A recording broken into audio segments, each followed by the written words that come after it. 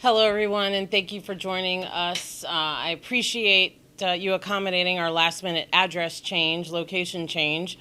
We're in the midst of Police Thanksgiving, where our community comes together and provides Thanksgiving dinners and lunches for all of our police officers across the county. And so our multi-purpose room over at headquarters was filled with turkey and ham. So I appreciate your willingness to come over here. My name is Jennifer Donnellan. I'm the Director of the Media Relations Division at Prince George's County Police. Our agency has begun an investigation into an incident that occurred this morning at a Prince George's County public school. So joining me and who will be presenting information to you this afternoon is Chief Hank Stawinski. He will be followed by our County Executive, Angela Alsobrooks, who will then be followed by Dr. Monica Golson, who is the CEO of Prince George's County Public Schools. Chief? Thank you, Jennifer, and good afternoon. This morning at 10:23 at Largo High School, there was a fight between a teacher and a student. I want to be very clear about the sequence of events. There is physical contact between the student and the teacher prior to this fight erupting. That is all captured on a video, and we understand that our community, many of you have seen this video, and we certainly understand that it is very, very disturbing. Subsequent to that physical contact between the student and the teacher then engages in a physical assault of that student. The nature of that assault was extraordinarily violent, and that conduct is criminal in nature. That teacher was arrested by members of our Criminal Investigation Division, and we anticipate placing charges for physical child abuse and second-degree assault in the wake of those events.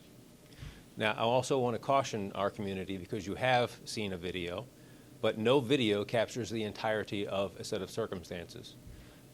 The entire set of circumstances is currently under investigation. Members of our Criminal Investigation Division right now, are interviewing approximately 30 students who are witnesses to these events, as well as 8 administrators within the school, also witnesses to this event. I want to commend School Security Services for their quick action in separating the parties and then notifying the police. We arrived subsequent and launched the criminal investigation of which I speak. We have spoken with our state's attorney's office with respect to this matter, and we anticipate further conversations with the Department of Juvenile Services with regard, again, to the totality of these circumstances. What I am telling you is what we see as very concerning. We know you will see as very concerning, and the point of my remarks today is to address what is apparent on the video. But I am always asking my community to allow us to conduct a thorough investigation, to arrive at conclusions about the totality of these circumstances, and come back to you with additional information regarding the other circumstances that I alluded to earlier, again, in conjunction with our state's attorney's office and the Department of Juvenile Services. With that, it is my absolute privilege to introduce to you our county executive, Angela Alsobrooks.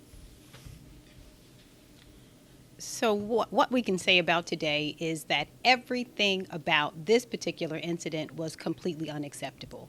I had a chance to review the video, and I understand that this is still under investigation, as the chief has indicated. But anyone who views this video will agree that it makes you feel absolutely irate to see what transpired in this classroom. And so what I can say is it was reprehensible. It is under investigation, but I am fully confident in the chief and our school CEO that we will handle this matter. And what the public should know is that we will not tolerate under any circumstance violence on the part of any person in our school system. And so this was deeply disturbing, but we will address it for sure, and we will ensure that this does not continue to happen in our classrooms. Thank you. Good evening. I want to first thank our school security staff who immediately got to the classroom and on the scene, and our Prince George's County Police Department who were quickly there to respond.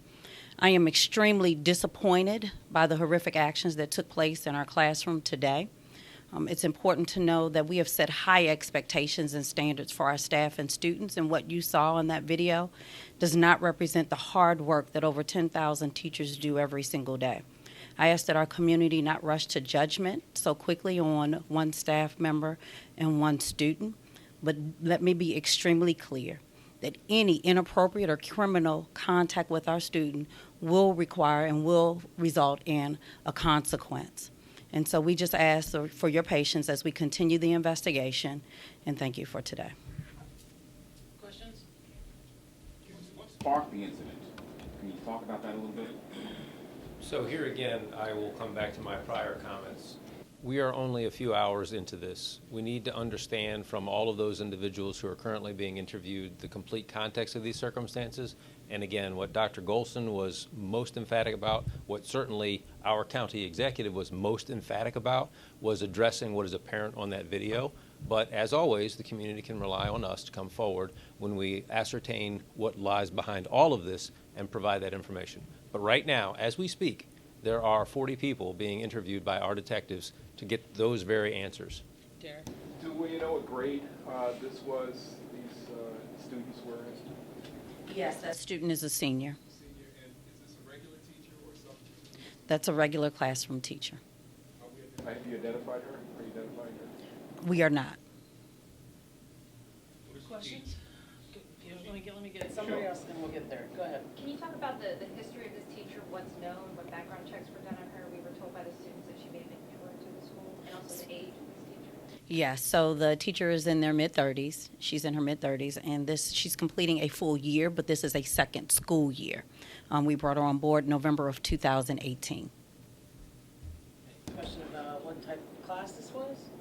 What did she teach? Yes, this was a core content class, meaning our main subjects, English, Math, Science, Social Studies. Question? What does that mean again? Core contact? Was it Core content, which is English, Math, Science, Social Studies. all in one class? No. She was one of those. I don't have the exact content area. Chief, when will you be ready to identify her? Well, she is currently being interrogated. Obviously, you understand that there are charges to be placed, and we'll handle this in accord with our practices with respect to all of these things. And again, I will emphasize, we are early in this investigation. As all of that becomes available, certainly you can rely on Jennifer to provide it. And you mentioned juvenile getting involved. Is it possible the student will face charges as well? Certainly, we are looking at every aspect of this. I did say in my initial remarks that there was contact between the student and the teacher.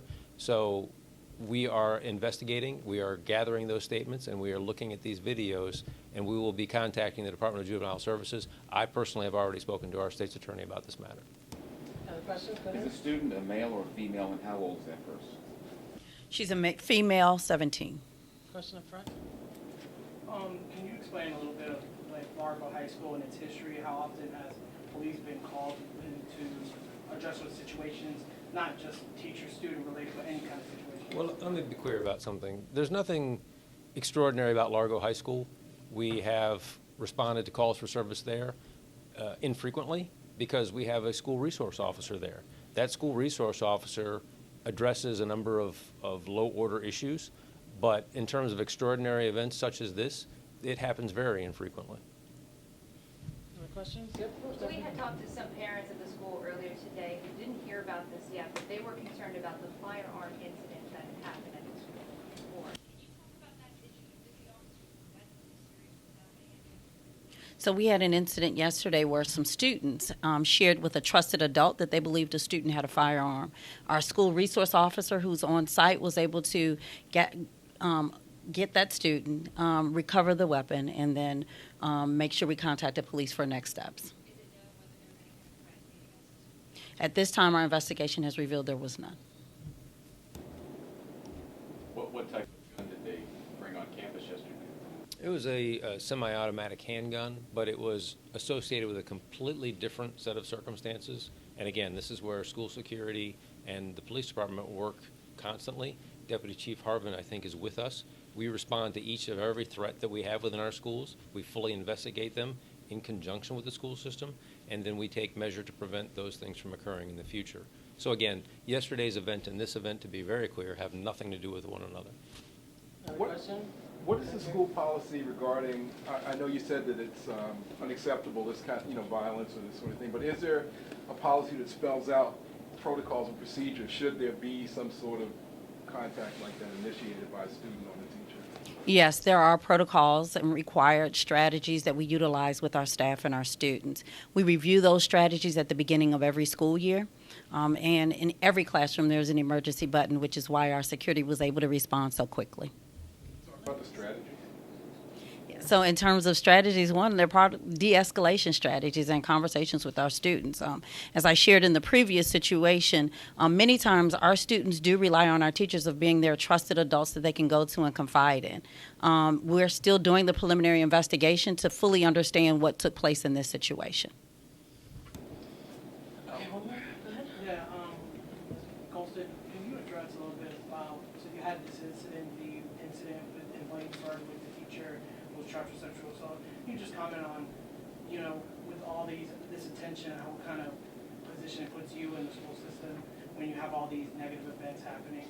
So let me be clear, we've only had 2 incidents, and I've been very clear that any time an adult has had inappropriate interaction or criminal interaction with any student, we're going to handle it appropriately and take the appropriate administrative steps. Our students, I represent 136,000 students, and their parents send them to me every day to be safe and secure. And it is my expectation that when they deliver them to me, they will be, and when I send them home, they will be. What grade was this? Can I just address one thing? Because you've asked, there have been a couple of questions about today's incident, about yesterday's, and the reason that we're here and we're here with the chief of police is because we regard this as a very serious situation.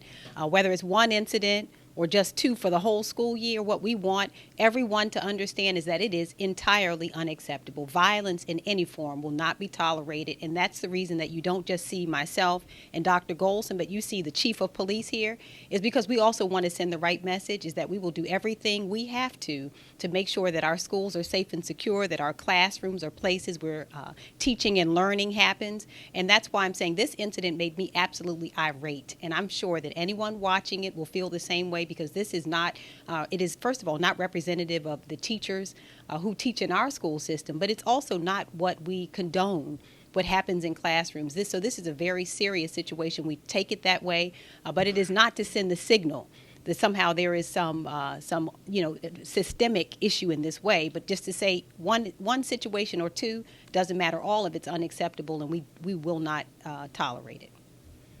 Dr. Golson, what grade was the 17-year? Senior. 12th grade. Thanks. Okay, thank you, everybody. If you have additional questions, Was anyone injured or anybody seeking any kind of medical? the student did not require medical attention, nor did the teacher at this morning. The incident happened around 10:22. We were on scene within 30 minutes of that. Within moments, we had school security on scene. Our SRO was on scene. This was all addressed very, very quickly. The investigation is in full swing. It's been in swing now for several hours and will continue. And we wanted to make sure that we got out in front of our community and explained what was going on and what steps we're taking to assure that this doesn't happen again, and to make sure that we get down to the bottom of what exactly occurred inside that classroom. So everything is working the way it's supposed to work. And so we thank you. If you have additional questions, we'll talk to you right afterwards, okay? Okay, thank you all so much.